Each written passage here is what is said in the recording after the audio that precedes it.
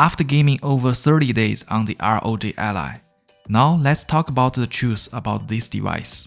The ROG Ally is definitely a performance monster. It can play most of AAA titles between 30 to 45 FPS in 1080p resolution. But if we drop down to 800p, the game will hit 60 FPS or even higher. With this beautiful 120Hz variable refresh rate HD screen, I enjoy gaming on this device most of the time. I have done so many emulation game tests with the Steam Deck, other Windows handheld PC, and ROG Ally. This device here is the only handheld actually can emulate every single gaming console up to PS3. The God of War 3 can be emulated between 40 to 60 FPS in 1080p resolution, and this game can be hardly emulated on the Steam Deck. The Red Dead Redemption from Xbox 360 can be played at a steady 30 FPS. The emulation on the ROG Ally just beats all the other handhelds, including the Steam Deck. But just remember, to achieve such great emulation performance, we have to put the Ally into 25 watts turbo mode, which will lead 1 hour battery life at maximum.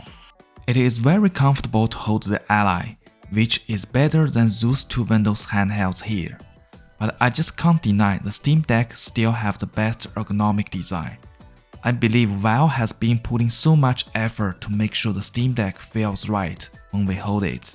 The overall gripping experience on the Ally is great, but when I started using an Ally for the daily gaming, I realized the command center and armor crate buttons are just too close with select and start button. I always accidentally mispress those two buttons when I was actually trying to press the select or start button. I just wish the command center and armor crate buttons were located at the bottom area of the handheld.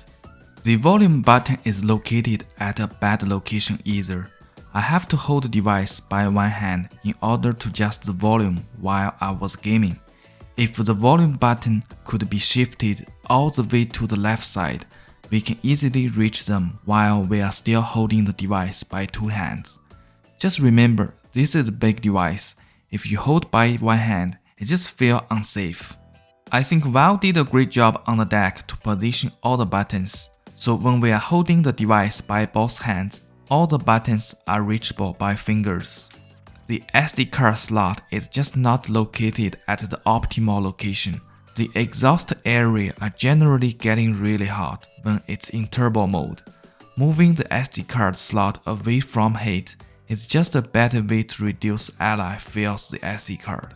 Let's move to the game control. The face buttons are outstanding on the Ally. They are big and the size are almost identical to the Xbox controller. Even the press resistance is very similar. I prefer the face buttons on the Ally over the Steam Deck. The face buttons on the Steam Deck is just a little bit smaller. For the joystick, it just feels average and the dead zone is pretty bad at the beginning, but fortunately we can adjust them by the software. The joystick on the Steam Deck just feels so good, and even they are not Hall sensor based, and they just feel right. The resistance and accuracy on the Steam Deck is a winner. The shoulder and trigger buttons on the Ally feel excellent. The trigger buttons traverse just at a perfect distance. Unlike the Iron Neo 2, it just travels too much. Also, those textures on the button at the gripping area definitely improve the overall gripping experience for the Ally. The D-pad works great, but I personally prefer the cross shape over the circular one. I always accidentally trigger the two buttons on the back of the device, but I have nothing assigned on them, so it doesn't matter to me. The Windows 11 on the Ally makes it complicated. The Windows 11 is good and bad. It can play more games than the Steam Deck, but it also brings problems. Because it is running Windows 11, so ASUS just can't fully control how things are happening with the Ally. There are so many updates on this device. So here we have Windows Update, Armor Crate Update, AMD Software Update, and BIOS Update. Any of those updates goes wrong, that could mess up with the gaming experience. ASUS can only control the Armor Crate and BIOS Update, but everything else just rely on the AMD and Microsoft.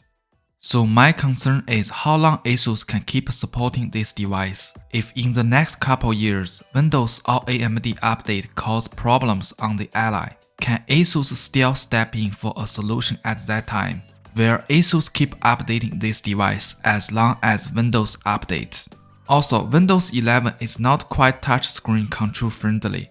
Can you imagine that running a PC without a keyboard and mouse? So when you plan to buy a Windows handheld PC, a Bluetooth keyboard and mouse are becoming the must accessory to buy. After gaming on the Ally for 30 days, I think it is a great gaming handheld for people who are familiar with PC gaming. If someone only have console plug and play experience, they will hate this device. Overall, I still think the Steam Deck is a better choice. It will offer very close console gaming experience. Also, if you buy the 64GB Steam Deck, that will save you almost $350 compared to the Ally. And even after you swipe to 1TB SSD, it will still save up to $250 at least. My last words, don't buy the Ally for the kids. They will have no idea what the hell is going on with this device.